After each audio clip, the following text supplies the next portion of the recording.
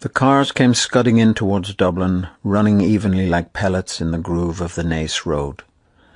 At the crest of the hill at Inchicore, sightseers had gathered to watch the cars careering homeward, and through this channel of poverty and inaction the continent sped its wealth and industry. Now and again clumps of people raised the cheer of the gratefully oppressed. Their sympathy, however, was for the blue cars, the cars of their friends, the French.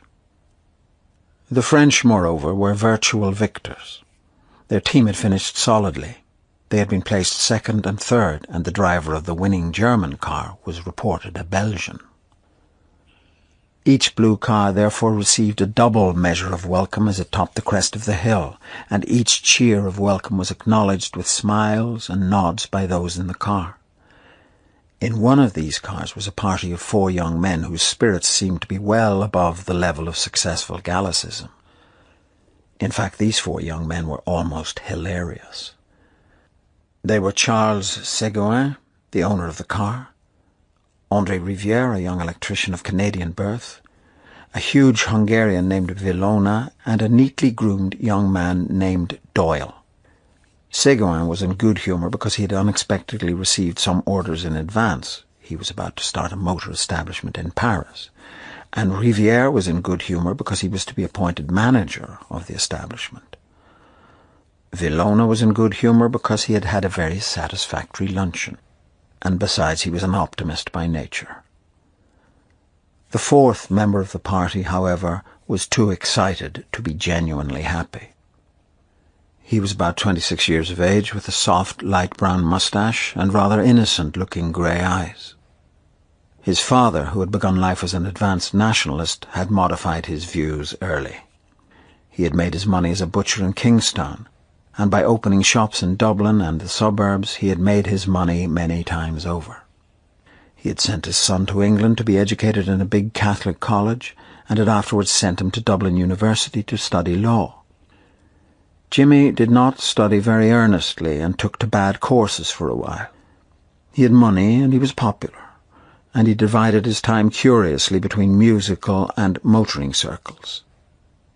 Then he had been sent for a term to Cambridge to see a little life. His father, remonstrative but covertly proud of the excess, had paid his bills and brought him home. It was at Cambridge that he had met Seguin. They were not much more than acquaintances as yet, but Jimmy found great pleasure in the society of one who had seen so much of the world and was reputed to own some of the biggest hotels in France. Such a person, as his father agreed, was well worth knowing, even if he had not been the charming companion he was. Villona was entertaining also, a brilliant pianist, but unfortunately very poor. The car ran on merrily with its cargo of hilarious youth. Seguin and Rivière sat on the front seat. Jimmy and his Hungarian friend sat behind. Decidedly, Villona was in excellent spirits. He kept up a deep bass hum of melody for miles of the road. Rapid motion through space elates one. So does notoriety. So does the possession of money. These were 3 good reasons for Jimmy's excitement. He had been seen by many of his friends that day in the company of these continentals. At the control, Seguin had presented him to one of the French competitors, and in answer to his confused murmur of compliment, the swarthy face of the driver had disclosed a line of shining white teeth. It was pleasant, after that honour, to return to the profane world of spectators amid nudges and significant looks. Then, as to money, he really had a great sum under his control. Seguin perhaps would not think it a great sum, but Jimmy, who in spite of temporary errors was at heart the inheritor of solid instincts, knew well with what difficulty it had been got together. This knowledge had previously kept his bills within the limits of reasonable recklessness, and if he had been so conscious of the labour latent in money when there had been question merely of some freak of the higher intelligence, how much more so now, when he was about to stake the greater part of his substance? It was a serious thing for him. Of course, the investment was a good one, and Ségouin had managed to give the impression that it was by a favour of friendship the mite of Irish money was to be included in the capital of the concern. Jimmy had a respect for his father's shrewdness in business matters, and in this case it had been his father who had first suggested the investment. Money to be made in the motor business. Pots of money. Moreover, Ségouin had the unmistakable air of wealth. Jimmy set out to translate into days' work that lordly car in which he sat. How smoothly it ran. In what style had they come careering along the country roads? The journey laid a magical finger on the genuine pulse of life, and gallantly the machinery of human nerves strove to answer the bounding courses of the swift blue animal. They drove down Dame Street. The street was busy with unusual traffic, loud with the horns of motorists and the gongs of impatient tram drivers. Near the bank, Ségouin drew up, and Jimmy and his friend alighted. A little knot of people collected on the footpath to pay homage to the snorting motor. The party was to dine together that evening in Ségouin's hotel, and meanwhile Jimmy and his friend, who was staying with them, were to go home to dress. The car steered out slowly for Grafton Street while the two young men pushed their way through the knot of gazers. They walked northward with a curious feeling of disappointment in the exercise, while the city hung its pale globes of light above them in a haze of summer evening. In Jimmy's house this dinner had been pronounced an occasion. A certain pride mingled with his parents' trepidation, a certain eagerness also to play fast and loose, for the names of great foreign cities have at least this virtue. Jimmy, too, looked very well when he was dressed, and as he stood in the hall giving a last equation to the bows of his dress tie, his father may have felt even commercially satisfied at having secured for his son qualities often unpurchasable. His father, therefore, was unusually friendly with Villona, and his manner expressed a real respect for foreign accomplishments. But this subtlety of his host was probably lost upon the Hungarian, who was beginning to have a sharp desire for his dinner. The dinner was excellent, exquisite. Ségouin, Jimmy decided, had a very refined taste. The party was increased by a young Englishman named Routh, whom Jimmy had seen with Ségouin at Cambridge. The young men supped in a snug room lit by electric candle lamps. They talked volubly and with little reserve. Jimmy, whose imagination was kindling, conceived the lively youth of the Frenchmen twined elegantly upon the firm framework of the Englishman's manner. A graceful image of his, he thought, and a just one. He admired the dexterity with which their host directed the conversation. The five young men had various tastes, and their tongues had been loosened. Villona, with immense respect, began to discover to the mildly surprised Englishman the beauties of the English madrigal, deploring the loss of old instruments. Rivière, not wholly ingenuously, undertook to explain to Jimmy the triumph of the French mechanicians. The resonant voice of the Hungarian was about to prevail in ridicule of the spurious lutes of the romantic painters, when Ségouin shepherded his party into politics. Here was congenial ground for all.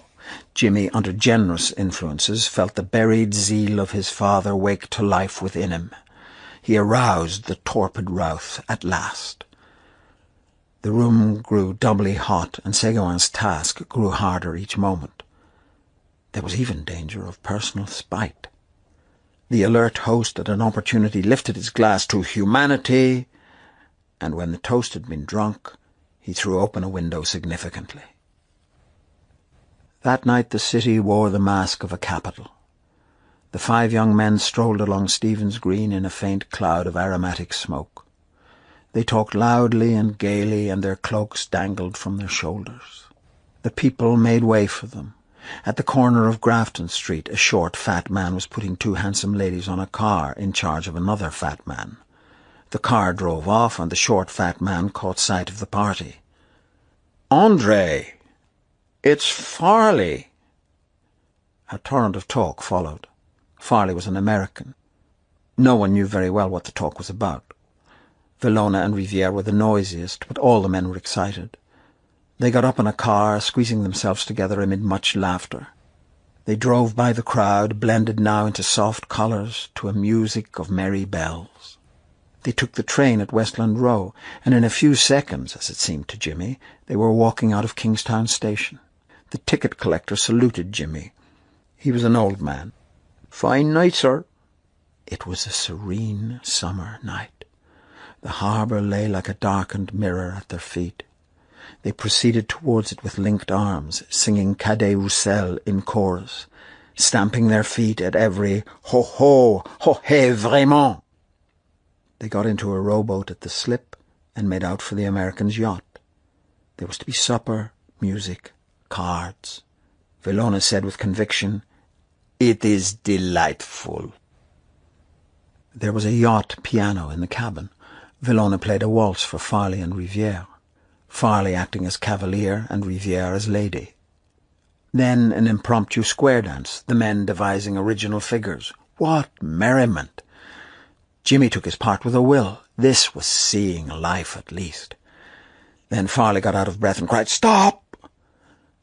A man brought in a light supper, and the young men sat down to it for form's sake.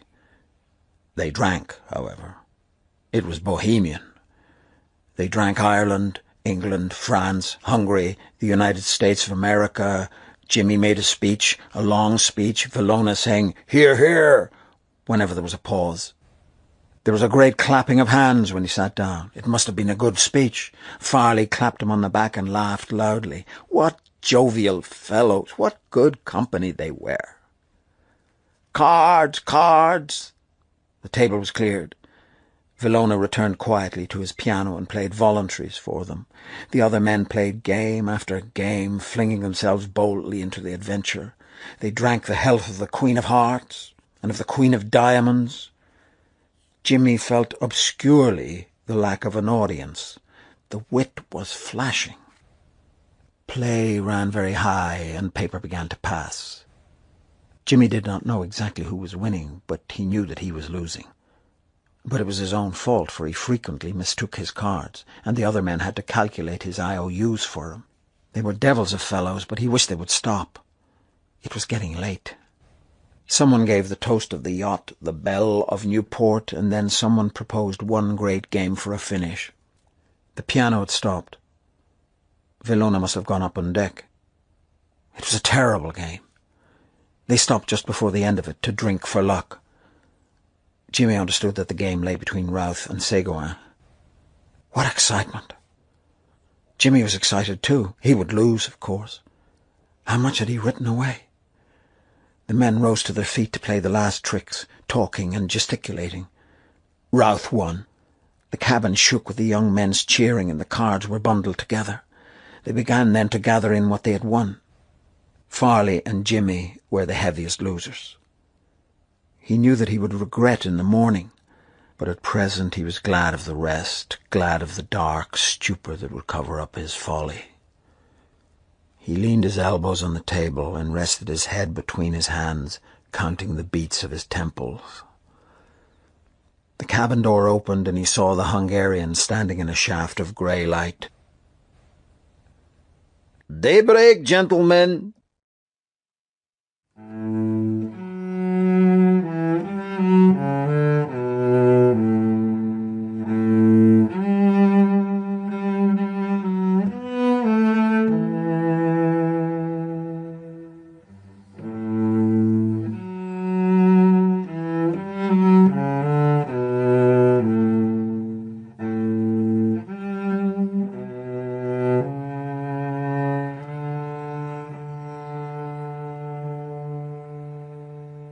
The grey, warm evening of August had descended upon the city, and a mild air, a memory of summer, circulated in the streets.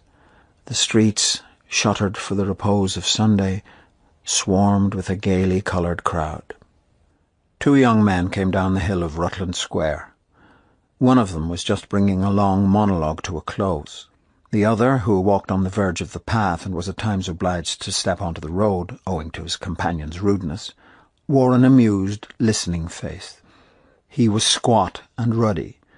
A yachting cap was shoved far back from his forehead, and the narrative to which he listened made constant waves of expression break forth over his face from the corners of his nose and eyes and mouth.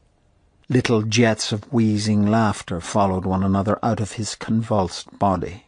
His eyes, twinkling with cunning enjoyment, glanced at every moment towards his companion's face. Once or twice he rearranged the light waterproof which he had slung over one shoulder in toreador fashion. His breeches, his white rubber shoes, and his jauntily slung waterproof expressed youth. But his figure fell into rotundity at the waist. His hair was scant and grey, and his face, when the waves of expression had passed over it, had a ravaged look. When he was quite sure that the narrative had ended, he laughed noiselessly for fully half a minute. Then he said, "Well, that takes the biscuit. That takes the solitary, unique, and, if I may so call it, recherché biscuit." He became silent when he had said this. His tongue was tired, for he had been talking all the afternoon in a public-house in Dorset Street. Most people considered Lenihan a leech, but in spite of this reputation, his adroitness and eloquence had always prevented his friends from forming any general policy against him. He had a brave manner of coming up to a party of them in a bar, and of holding himself nimbly at the borders of the company until he was included in a round. He was a sporting vagrant, armed with a vast stock of stories, limericks, and riddles. He was insensitive to all kinds of discourtesy. No one knew how he achieved the stern task of living, but his name was vaguely associated with racing tissues. "Where did you pick her up, Corley?" he asked. Corley ran his tongue swiftly along his upper lip. "One night, man," he said. "I was going along Dame Street, and I spotted a fine tart and said good night, you know. So we went for a walk by the canal, and she told me she was a slavey in a house in Baggot Street. I put my arm round her and squeezed her a bit that night. Then next Sunday, man, I met her by appointment. We went out to Donnybrook, and I brought her into a field there. It was fine, man. Cigarettes every night she'd bring me, and paying the tram out and back.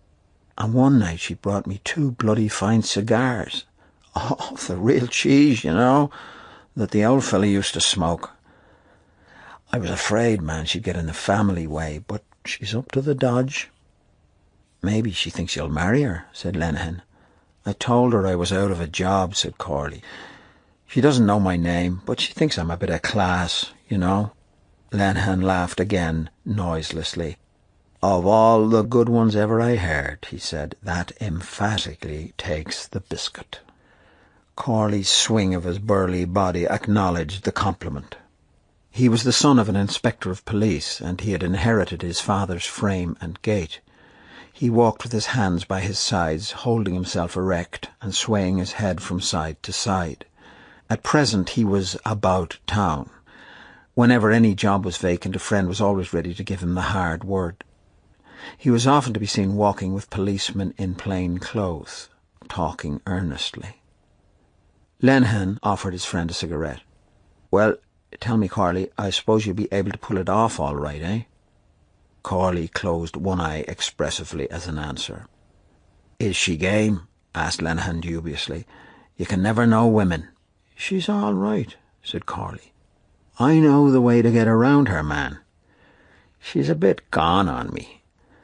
"You're what I call a gay Lothario," said Lenihan. A shade of mockery relieved the servility of his manner. But Corley had not a subtle mind.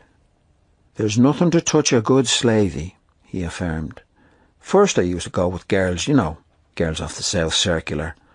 Used to take them out, man, on the tram somewhere, and pay the tram or take them to a band, or buy them chocolate. I used to spend money on them right enough." Lenihan nodded gravely. "I know that game, and it's a mug's game. And damn the thing I ever got out of it," said Corley. "Ditto here," said Lenihan. "Only off of one of them." Corley moistened his upper lip by running his tongue along it. The recollection brightened his eyes. "She was a bit of all right," he said regretfully. "She's on the turf now. I saw her driving down Earl Street one night with 2 fellas." "I suppose that's your doing," said Lenihan. "There were others at her before me," said Corley philosophically. As they passed along the railings of Trinity College, Lenihan peered up at the clock. 20 after. "Time enough," said Corley. "She'll be there all right. I always let her wait a bit." "But tell me," said Lenihan again, "are you sure you can bring it off all right? You know it's a ticklish job. They're damn close on that point, eh?" "What?" His bright, small eyes searched his companion's face for reassurance. "I'll pull it off," Corley said. "Leave it to me, can't you?" Lenihan said no more. He did not wish to ruffle his friend's temper. They walked along Nassau Street and then turned into Kildare Street. Not far from the porch of the club, a harpist stood in the roadway, playing the melody of Silent O Moyle to a little ring of listeners. The notes of the air sounded deep and full. The two young men walked up the street without speaking, the mournful music following them. When they reached Stephen's Green, they crossed the road. "There she is," said Corley. At the corner of Hume Street, a young woman was standing. She wore a blue dress and a white sailor hat. She stood swinging a sunshade in one hand. Lenihan grew lively. "Let's have a look at her, Corley." Corley glanced at his friend, and an unpleasant grin appeared on his face. "Are you trying to get inside me?" he asked. "Damn it, all I want is to have a look at her." "Oh, a look at her," said Corley more amiably. "Well, I'll tell you what, I'll go over and talk to her and you can pass by." "Right," said Lenihan. "And after, where will we meet?" 10:30, answered Corley. "Corner of Merrion Street." "Work it all right now," said Lenihan in farewell. Corley did not answer. He sauntered across the road. He approached the young woman and without saluting began at once to converse with her. She swung her umbrella more quickly and executed half-turns on her heels. Once or twice when he spoke to her at close quarters she laughed and bent her head. Lenihan observed them for a few minutes. Then he walked rapidly along at some distance and crossed the road. As he approached Hume Street corner, his eyes made a swift, anxious scrutiny of the young woman's appearance. She had her Sunday finery on. Her blue dress was held at the waist by a belt of black leather. She wore a short black jacket and a ragged black boa. Frank, rude health glowed in her face, on her fat red cheeks and in her unabashed blue eyes. She had broad nostrils, a straggling mouth which lay open in a contented leer, and 2 projecting front teeth. As he passed, Lenihan took off his cap, and after about 10 seconds Corley returned a salute to the air. Lenihan walked as far as the Shelbourne Hotel, where he halted and waited. After a little time he saw them coming towards him, and when they turned to the right he turned and went back the way he had come. Now that he was alone, his gaiety seemed to forsake him. He walked listlessly round Stephen's Green and then down Grafton Street. The problem of how he could pass the hours till he met Corley again troubled him a little. He kept on walking. He turned to the left when he came to the corner of Rutland Square, and felt more at ease in the dark, quiet street, the sombre look of which suited his mood. He paused at last before the window of a poor-looking shop over which the words "Refreshment Bar" were printed. On the glass of the window were 2 flying inscriptions, "Ginger Beer" and "Ginger Ale." After glancing warily up and down the street, he went into the shop quickly. He was hungry, for he had eaten nothing since breakfast time. He sat down at a wooden table. A slatternly girl waited on him. "How much is a plate of peas?" he asked. 3 halfpence, sir," said the girl. "Bring me a plate of peas," he said, "and a bottle of ginger beer." The girl brought him a plate of grocer's hot peas, seasoned with pepper and vinegar, a fork, and his ginger beer. He ate his food greedily and found it so good that he made a note of the shop mentally. When he had eaten all the peas, he sipped his ginger beer and sat for some time thinking of Corley's adventure. In his imagination he beheld the pair of lovers walking along some dark road. He heard Corley's voice in deep, energetic gallantries, and saw again the leer of the young woman's mouth. This vision made him feel keenly his own poverty of purse and spirit. He was tired of knocking about, of shifts and intrigues. He would be 31 in November. Would he never get a good job? Would he never have a home of his own? He had walked the streets long enough with friends and with girls. He knew what those friends were worth. He knew the girls too. Experience had embittered his heart against the world. But all hope had not left him. He felt better after having eaten, less weary of his life. He might yet be able to settle down in some snug corner and live happily, if he could only come across some good, simple-minded girl with a little of the ready. He paid twopence halfpenny to the slatternly girl and went out of the shop to begin his wandering again. He went into Capel Street and walked along towards the City Hall. At the corner of George's Street he met two friends of his and stopped to converse with them. He was glad that he could rest from all his walking. He left his friends at 10:15 and set off briskly, hurrying for fear Corley should return too soon. When he reached the corner of Merrion Street, he took his stand in the shadow of a lamp and brought out one of the cigarettes which he had reserved and lit it. His mind became active again. He wondered had Corley managed it successfully. All at once the idea struck him that perhaps Corley had given him the slip. His eyes searched the street. There was no sign of them. Would Corley do a thing like that? He strained his eyes as each tram stopped at the far corner of the square. They must have gone home by another way. The paper of his cigarette broke and he flung it into the road with a curse. Suddenly he saw them coming towards him. They did not seem to be speaking. He knew Corley would fail. He knew it was no go. They turned on Bagot Street and he followed them. When they stopped, he stopped too. They talked for a few moments, and then the young woman went down the steps into the area of a house. Corley remained standing a little distance from the front steps. Some minutes passed. Then the hall door was opened slowly and cautiously. A woman came running down the steps. Corley went towards her. His broad figure hid hers from view for a few seconds, and then she reappeared, running up the steps. The door closed, and Corley began to walk swiftly towards Stephen's Green. Lenehan hurried on in the same direction. Anxiety and his swift run made him pant. He called out, "Hello, Corley!" Corley continued walking as before. "Hello, Corley!" He came level with his friend and looked keenly in his face. "Well," he said, "did it come off?" They had reached the corner of Ely Place. Still without answering, Corley went up the side street. His features were composed in stern calm. Lenehan kept up with his friend, breathing uneasily. "Can't you tell us?" he said. "Did you try her?" Corley halted at the first lamp and stared grimly before him. Then with a grave gesture he extended a hand towards the light and, smiling, opened it slowly to the gaze of his disciple. A small gold coin shone in the palm.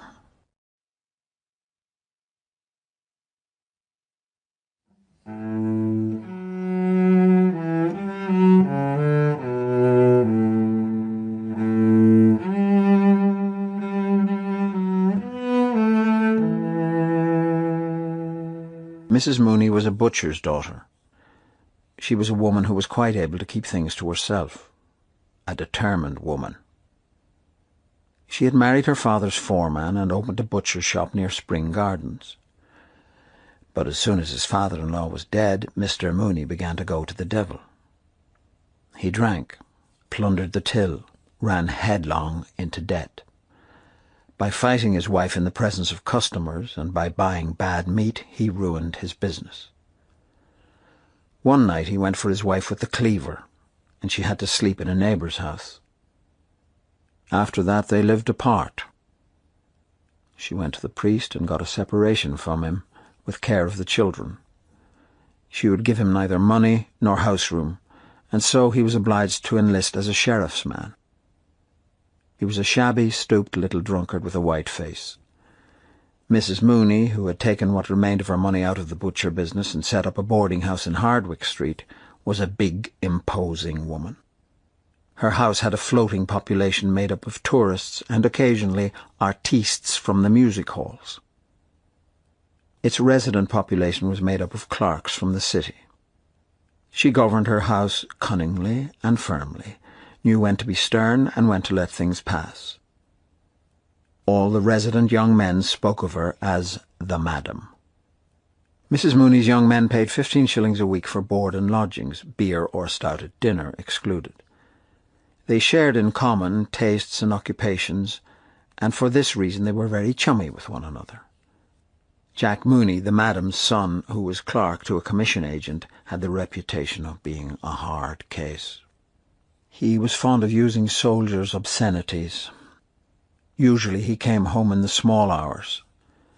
He was also handy with the mitts and sang comic songs. On Sunday nights there would often be a reunion in Mrs. Mooney's drawing room.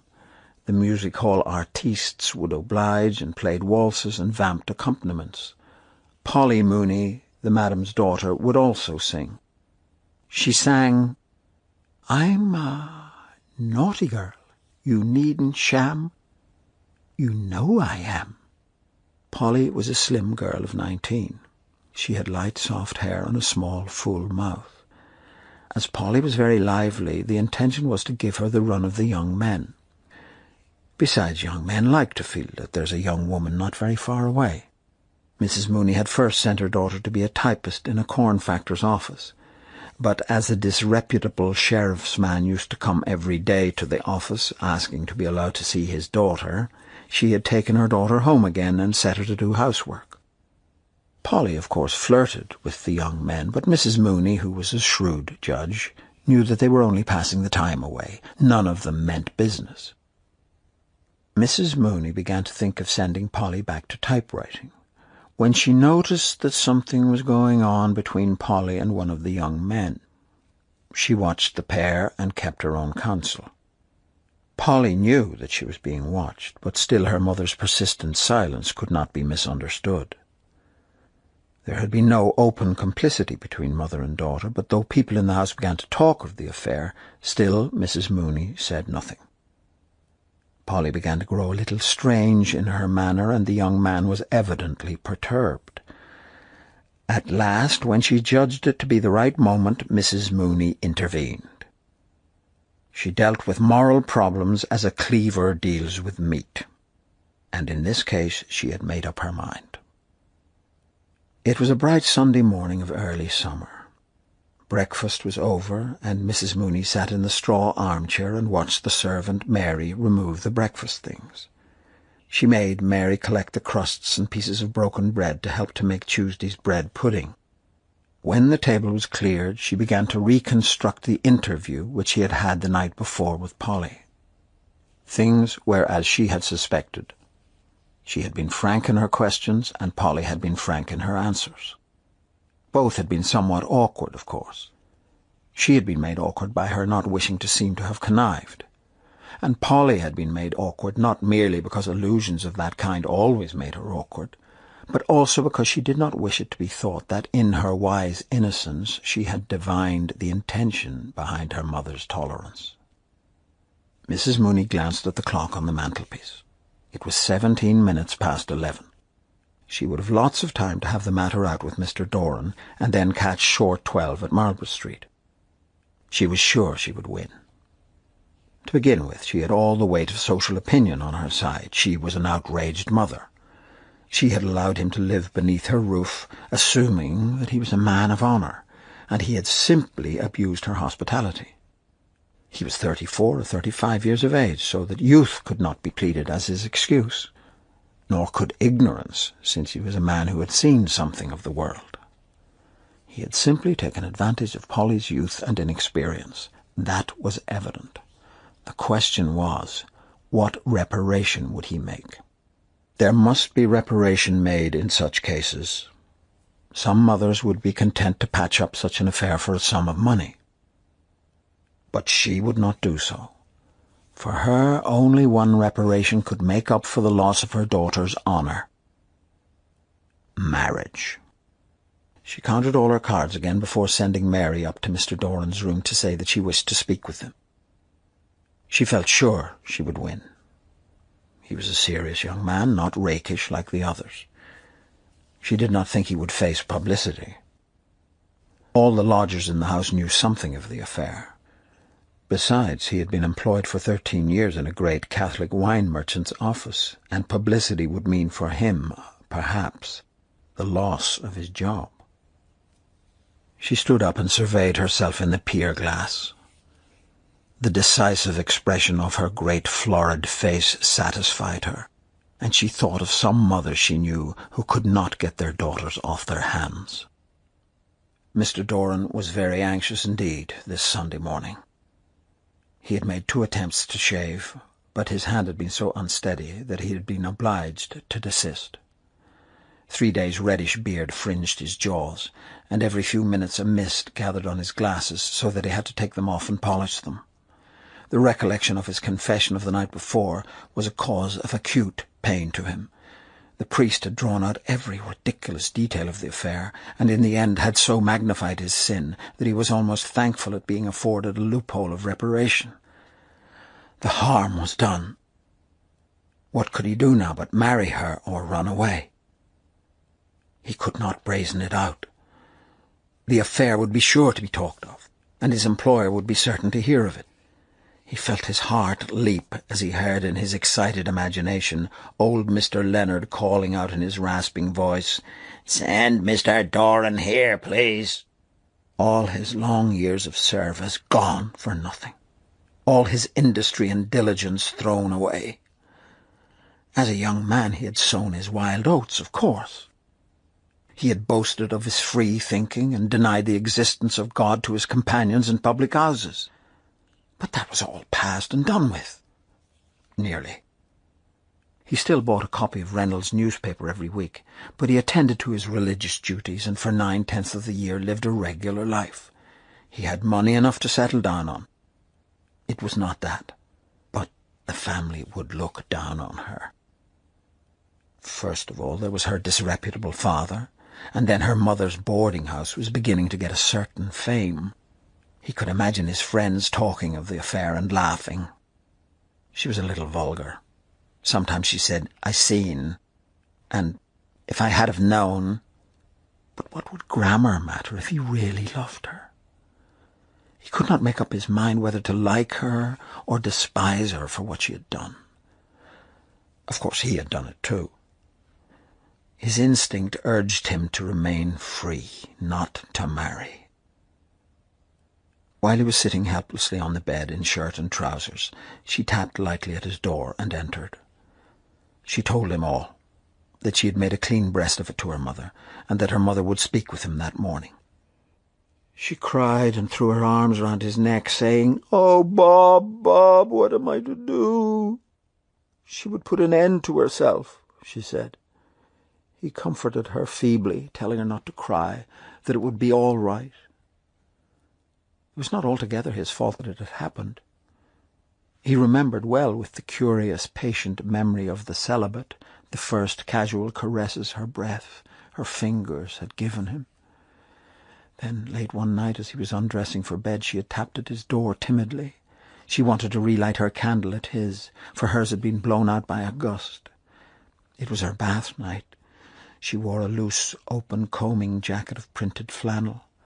Her white instep shone in the opening of her furry slippers, and the blood glowed warmly behind her perfumed skin. On nights when he came in very late, it was she who warmed up his dinner. He scarcely knew what he was eating, feeling her beside him alone, at night, in the sleeping house. Perhaps they could be happy together. They used to go upstairs together on tiptoe, each with a candle, and on the third landing they used to kiss. He remembered well her eyes, the touch of her hand, and his delirium. But delirium passes. He echoed her phrase, applying it to himself. What am I to do? The instinct of the celibate warned him to hold back. But the sin was there. Even his sense of honour told him that reparation must be made for such a sin. While he was sitting with her on the side of the bed, Mary came to the door and said that the missus wanted to see him in the parlour. He stood up to put on his coat and waistcoat, more helpless than ever. When he was dressed, he went over to her to comfort her. It would be all right, never fear. He left her crying on the bed and moaning softly, "Oh, my God." Going down the stairs, his glasses became so dimmed with moisture that he had to take them off and polish them. He longed to ascend through the roof and fly away to another country where he would never hear again of his trouble. The implacable faces of his employer and of the madam stared upon his discomfiture. On the last flight he passed Jack Mooney. They saluted coldly, and the lover's eyes rested for a second or two on a thick bulldog face and a pair of thick, short arms. Suddenly he remembered the night when one of the music-hall artistes had made a rather free allusion to Polly. The reunion had been almost broken up on account of Jack's violence. The music-hall artiste kept insisting that there was no harm meant. But Jack kept shouting at him that if any fellow tried that sort of game on with his sister, he'd bloody well put his teeth down his throat, so he would. Polly sat for a little time on the side of the bed, crying. Then she dried her eyes. She regarded the pillows for a long time, and the sight of them awakened in her mind secret, amiable memories. She rested the nape of her neck against the cool iron bed-rail and fell into a reverie. There was no longer any perturbation visible on her face. She waited on patiently, almost cheerfully, without alarm, her memories gradually giving place to hopes and visions of the future. Her hopes and visions were so intricate that she no longer saw the white pillows or remembered that she was waiting for anything. At last she heard her mother calling. She started to her feet and ran to the banisters. "Polly! Polly!" "Yes, Mamma?" "Come down, dear. Mr. Doran wants to speak to you." Then she remembered what she had been waiting for.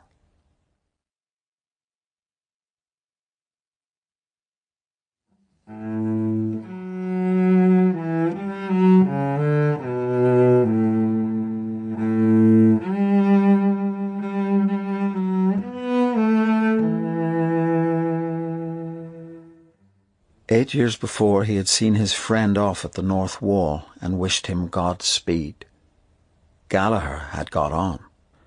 You could tell that at once by his travelled air, his well-cut tweed suit. Few fellows had talents like his, and fewer still could remain unspoiled by such success. It was something to have a friend like that. Little Chandler's thoughts ever since lunchtime had been of his meeting with Gallagher, of Gallagher's invitation, and of the great city, London, where Gallagher lived. He was called Little Chandler because, though but slightly under the average stature, he gave one the idea of being a little man. As he sat at his desk in the King's Inns, he thought what changes those 8 years had brought. The friend whom he had known under a shabby and necessitous guise had become a brilliant figure on the London press. He turned often from his tiresome writing to gaze out of the office window. A gentle melancholy took possession of him. He felt how useless it was to struggle against fortune. He remembered the books of poetry upon his shelves at home. He had bought them in his bachelor days, and often he had been tempted to take one down and read out something to his wife. But shyness always held him back. At times he repeated lines to himself, and this consoled him. When his hour had struck, he took leave of his desk. He emerged from the King's Inns and walked swiftly down Henrietta Street. He had never been in Corliss's, but he knew the value of the name. Walking by at night, he'd seen cabs drawn up and richly dressed ladies escorted by cavaliers alight and enter quickly. Ignatius Gallagher on the London press. Who would have thought it possible 8 years before? People used to say that Ignatius Gallagher was wild. Of course he did mix with a rakish set of fellows at that time, drank freely, but nobody denied him talent. Little Chandler quickened his pace. For the first time in his life he felt himself superior to the people he passed. For the first time his soul revolted against the dull inelegance of Capel Street. There was no doubt about it. If you wanted to succeed, you had to go away. You could do nothing in Dublin. As he crossed Grattan Bridge, he looked down the river towards the lower quays and pitied the poor, stunted houses. They seemed to him a band of tramps, huddled together along the river banks, their old coats covered with dust and soot. He wondered whether he could write a poem to express his idea. Perhaps Gallagher could get it into some London paper for him. Every step brought him nearer to London, and a light began to tremble on the horizon of his mind. He was not so old, 32. There were so many different moods that he wished to express in verse.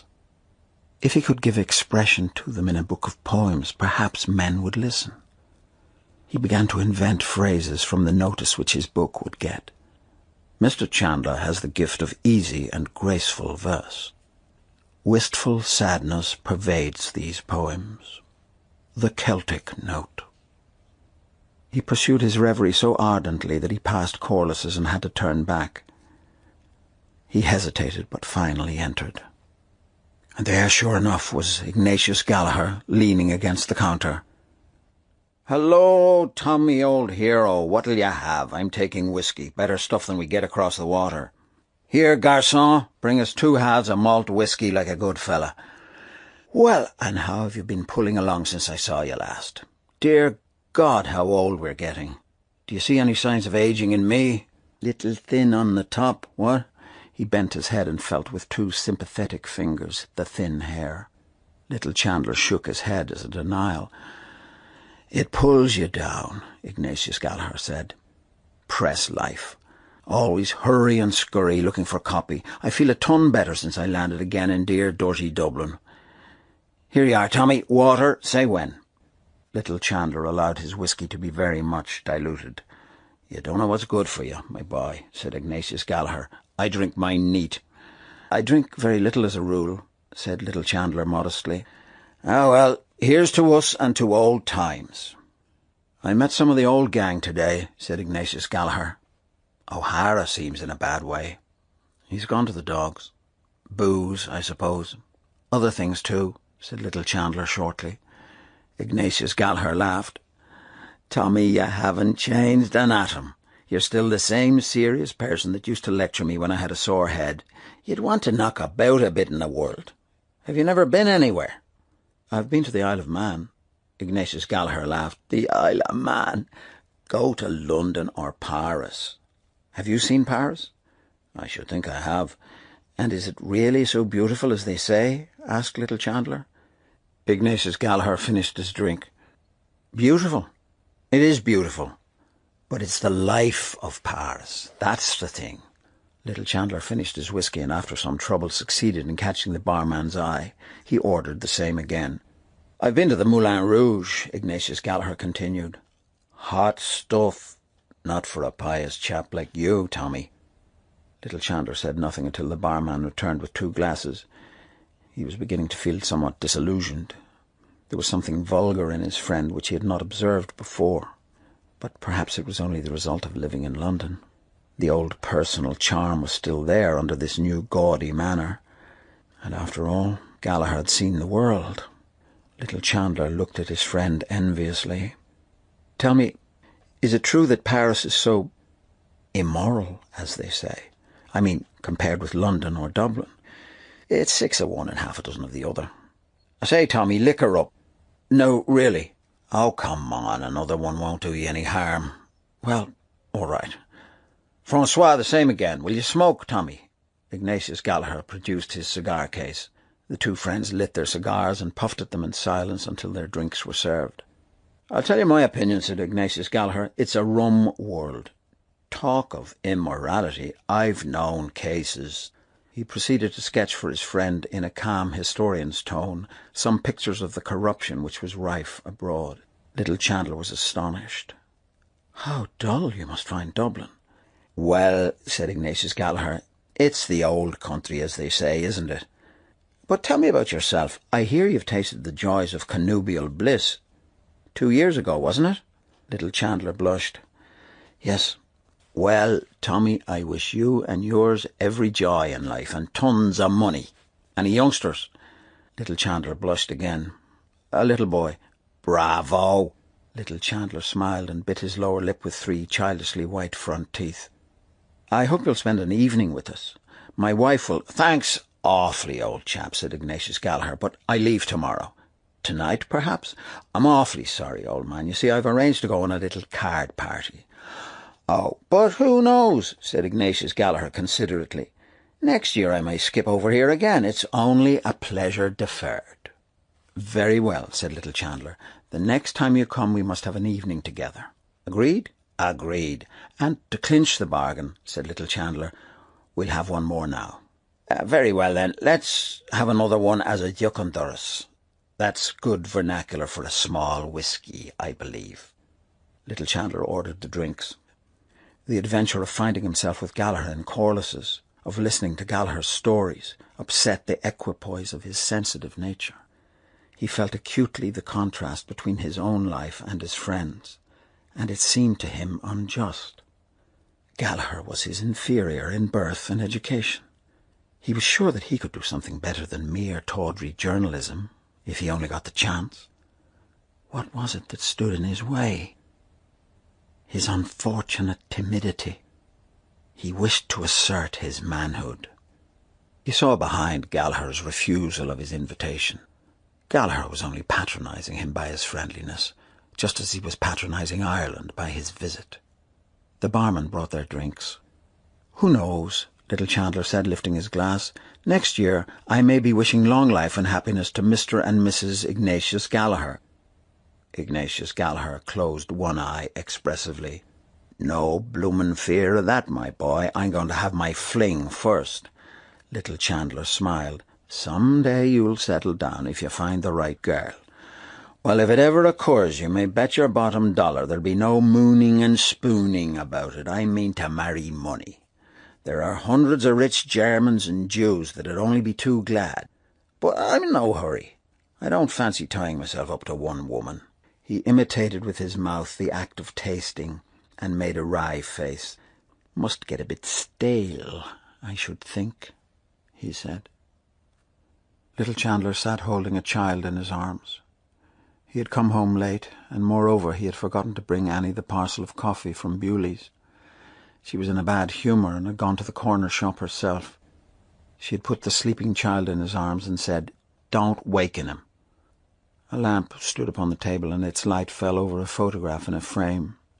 It was Annie's photograph. Little Chandler looked coldly into the eyes of the photograph, and they answered coldly. Certainly they were pretty, but there was no passion in them. He thought of what Gallagher had said about the rich Jewesses. Those dark oriental eyes, he thought, how full they are of voluptuous longing. Why had he married the eyes in the photograph? He glanced round the room.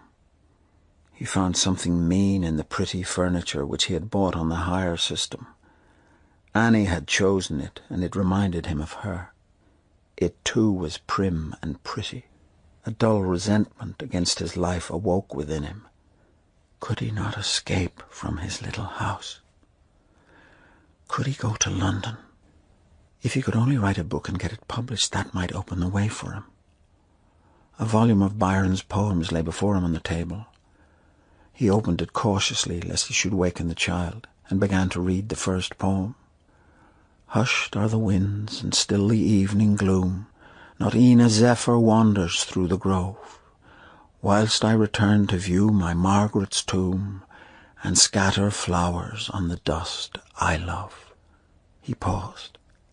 Could he too write like that, express the melancholy of his soul in verse? There were so many things he wanted to describe. His sensation of a few hours before on Grattan Bridge, for example. The child awoke and began to cry. He rocked it to and fro in his arms, but its wailing grew keener. It was useless. He couldn't read. He couldn't do anything. He was a prisoner for life. His arms trembled with anger, and suddenly bending to the child's face, he shouted, "Stop!" The child stopped for an instant, had a spasm of fright, and began to scream. He jumped up from his chair and walked hastily up and down the room with the child in his arms. It began to sob piteously, losing its breath for 4 or 5 seconds, and then bursting out anew. The thin walls of the room echoed the sound. He tried to soothe it, but it sobbed more convulsively. He looked at the contracted and quivering face of the child and began to be alarmed. He counted 7 sobs without a break between them, and caught the child to his breast in fright. If it died... The door burst open, and a young woman ran in. "What is it?" she cried. "It's nothing, Annie." He began to cry. She snatched the child from him. "What have you done to him?" she cried, glaring into his face. Little Chandler sustained for one moment the gaze of her eyes as he met the hatred in them. He began to stammer. "It's nothing. He began to cry.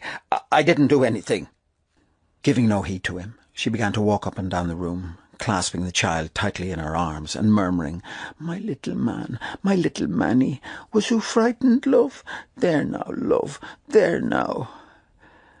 Little Chandler felt his cheeks suffused with shame. He listened while the paroxysm of the child's sobbing grew less and less, and tears of remorse started to his eyes.